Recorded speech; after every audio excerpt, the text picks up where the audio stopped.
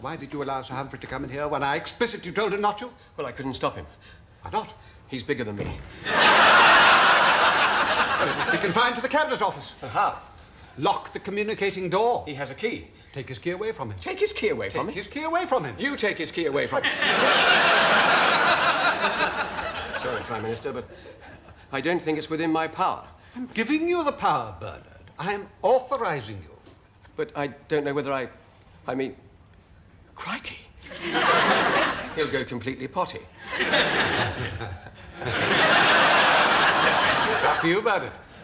Yes, but... Freedom, Bernard. Yes, but... I am authorizing you, Bernard. Yes. You alone, Bernard, will have access to the Prime Minister. But... But me no buts, Bernard. Shakespeare. No, Prime Minister. But me no buts is circa 1820. Mrs. St. Lever used the phrase in 1708, but actually it was Scott's employment of it in the Antiquary in 1816 which made it fashionable. Shall we keep to the point, please, Bernard? Yes, Prime Minister. There's only one problem. If I'm to take his key away from him, what reason can I possibly give? For God's sake, Bernard, find a reason. Yes, Prime Minister. Thank you, Prime Minister. Thank me no thankings, Bernard. Hacker.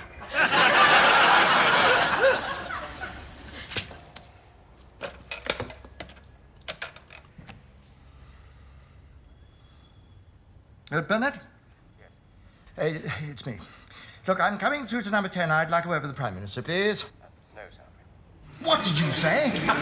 I said no, Sir Humphrey. No! Yes. Oh, that's better. For a moment, I thought you said no. I did say no. The Prime Minister is busy. Then I'll come and see you. I'm busy too. What? Sir Humphrey, you may not come in. You do not have permission. I'm coming anyway, you little runt. He couldn't believe his ears. What did he say? He's coming anyway. Are you feeling strong enough? No, it's all right. He can't come in. I told security to take his key from his office. My God. No, Bernard, it's just your boss. I'm staggered. I'm fairly surprised myself. Well, how did you get through a solid door? Where's my key gone? You must have a spare. Where's my key? The Prime Minister told me to have it removed. That's not correct. Would you mind, dear Liz? Nothing to do with you. Thank you. The Prime Minister does not have it within his power to deprive me of my key. It's his house. It's a government building. Well, I believe it's the Prime Minister's decision who comes into his house. After all, I don't give my mother-in-law the key to my house. I am not the Prime Minister's mother-in-law, Bernard. Look, Bernard. Would you excuse us, dear lady? Yes? Carry on. Bernard, I don't want us to fall out over this. It's so petty of the Prime Minister. You and I are going to have to work together for some years yet, but Prime Ministers come and go. Whereas your career prospects depend upon those who have the power over promotions and appointments on a long-term basis. I must insist you tell me how you came in.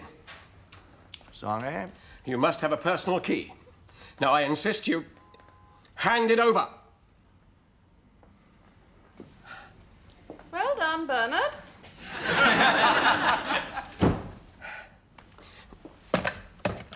Hello, is that security? Change the locks on the door connecting the Cabinet Office to this house, and then bring me all the keys. Yes, all the keys. At once!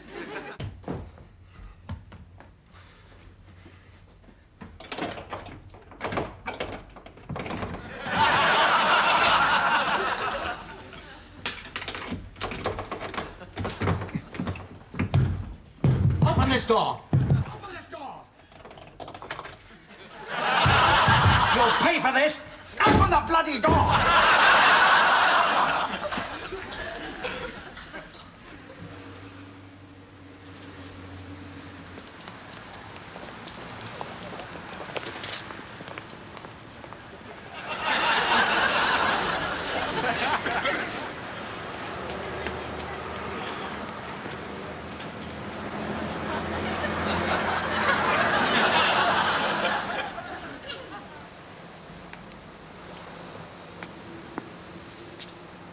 I'm sorry, sir. Do you have an appointment?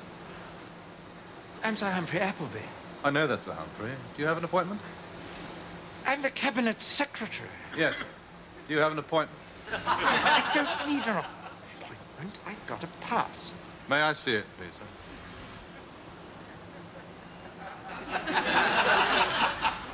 Insist. All right, now. No, sir, that's a Cabinet Office pass, not a number 10 pass. You know me, damn it. There's a new top security instruction, I'm afraid, sir. No one, no matter how familiar, may enter without a number 10 pass. Unless they're on the daily list. Or unless Mr. Bernard Woolley gives permission. Would you like me to phone Mr. Woolley, sir? Yes. No. Yes. Was that a yes, sir?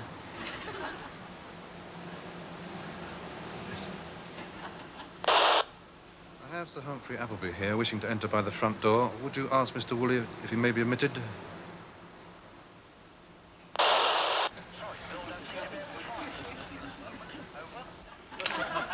I'm sorry, Sir Humphrey, they can't find Mr. Woolley at the moment, and he left no word, so we can't let you in.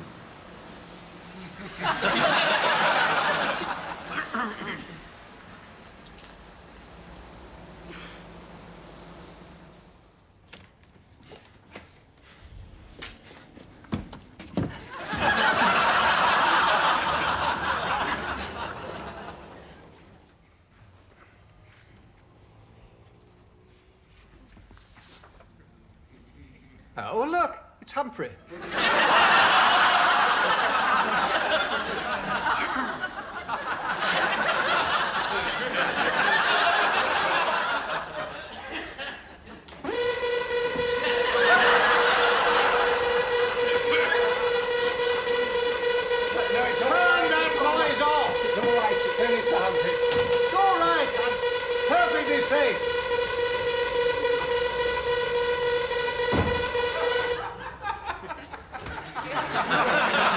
Humphrey, to what do we owe this pleasure? Minister, I must protest in the strongest possible terms. My profound opposition to a newly instituted practice which imposes severe and intolerable restrictions upon the ingress and egress of senior members of the hierarchy, and which will, in all probability, should the current deplorable innovation be perpetuated, precipitate a constriction of the channels of communication and culminate in a condition of organizational atrophy and administrative paralysis which will render effectively impossible the coherent and coordinated discharge of the function of government within Her Majesty's United Kingdom of Great Britain and Northern Ireland. You mean you've lost your key? Prime Minister. Yes, Humphrey. There's something I want to talk to you about, something very secret. Would it be easier if I wasn't here?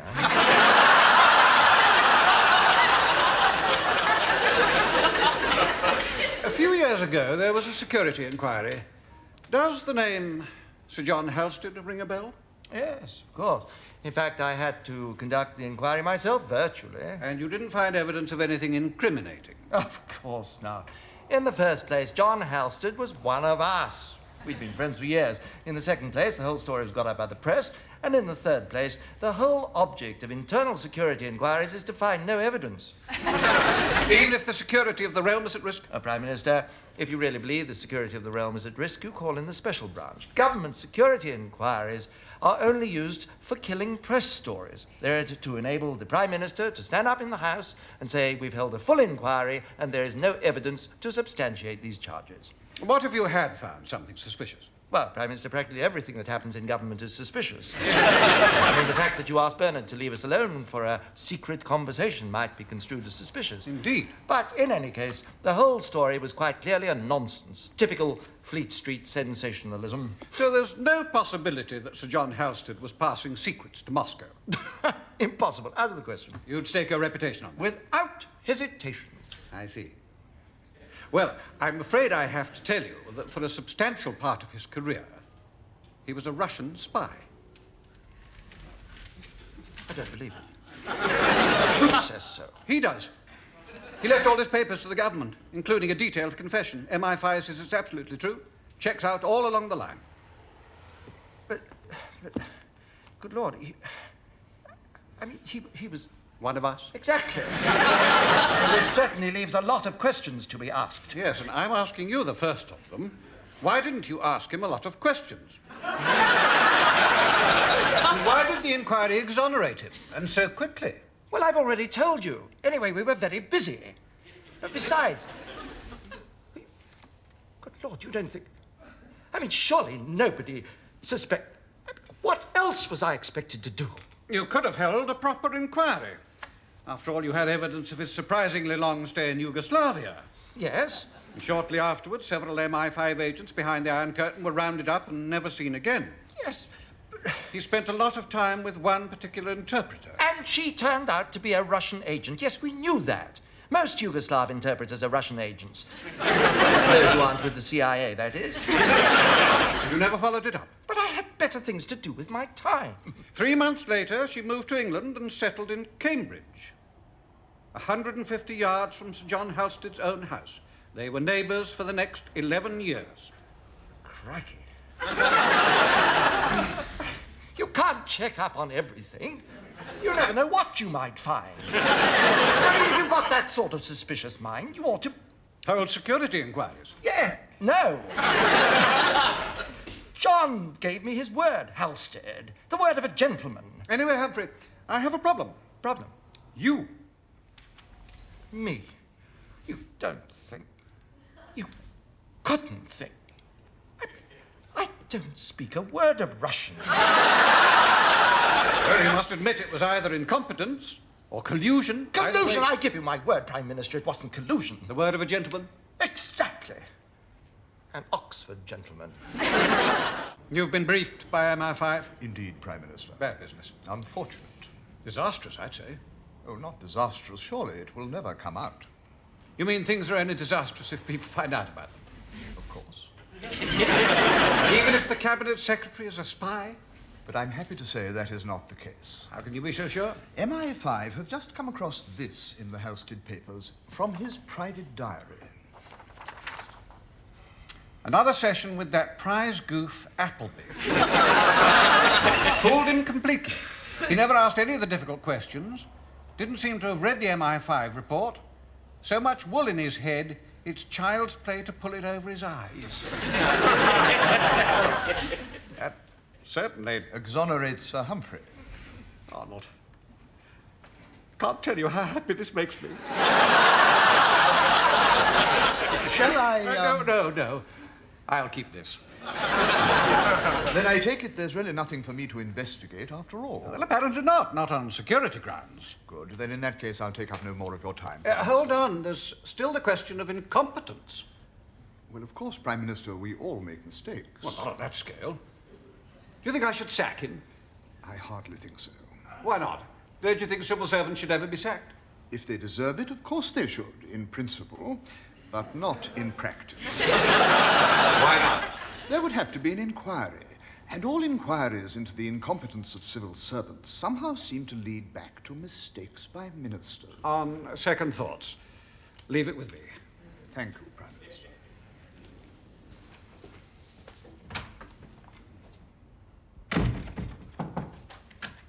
Sir Humphrey's outside. Show him in, Bernard. Show him in.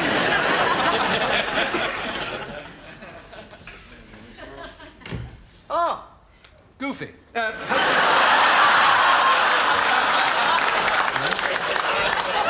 happy to tell you that you've been cleared of spying.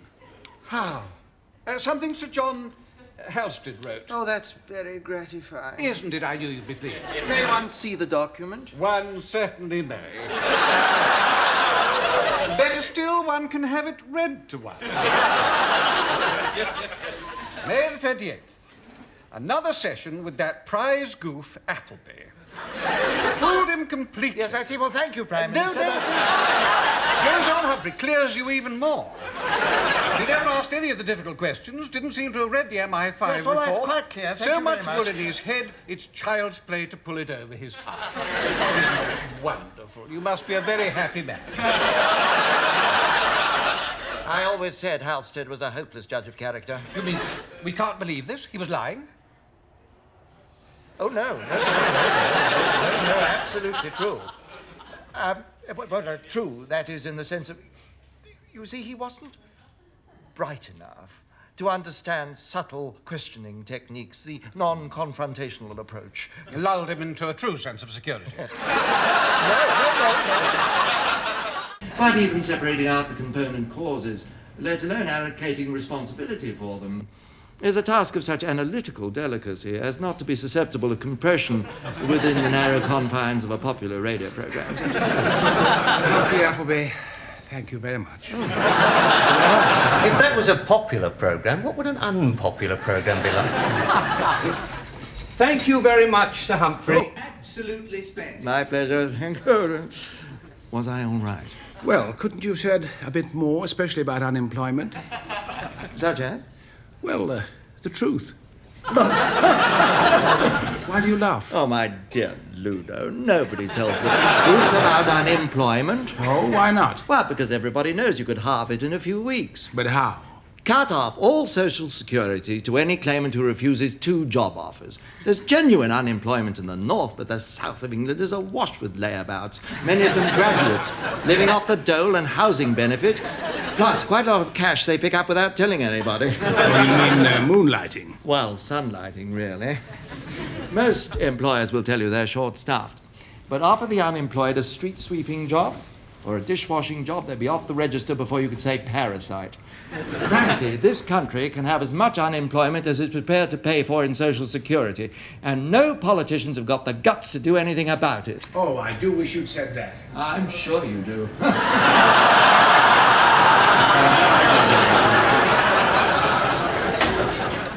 Oh, come along, Bernard, come on. Sorry.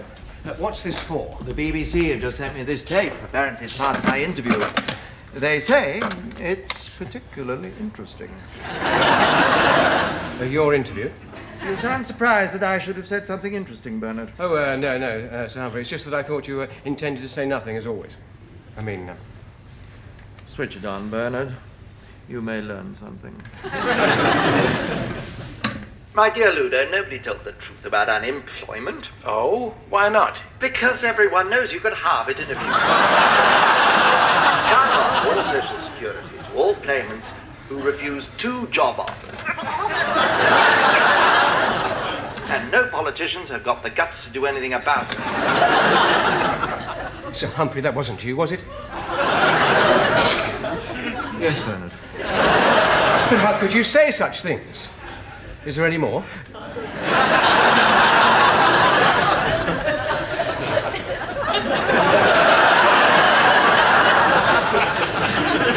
Yes, Bernard. As damaging as what we've just heard?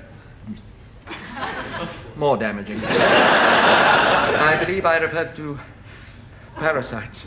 How could you be so indiscreet? The interview was over. We were just chatting harmlessly. Harmless? It was off the record. It was on the tape. Oh, my God, I've just realized. Blackmail. Blackmail? Read that. Here is a copy of your off-the-record part of the radio interview. We found it very interesting. We will contact you shortly. What do they want of me, Bernard? The BBC? License fee up 50%? Maybe it's a private blackmail by the producer. Well, maybe. Doesn't he know I'm a poor man? Maybe he hasn't read you live in abject poverty on 81,000 a year.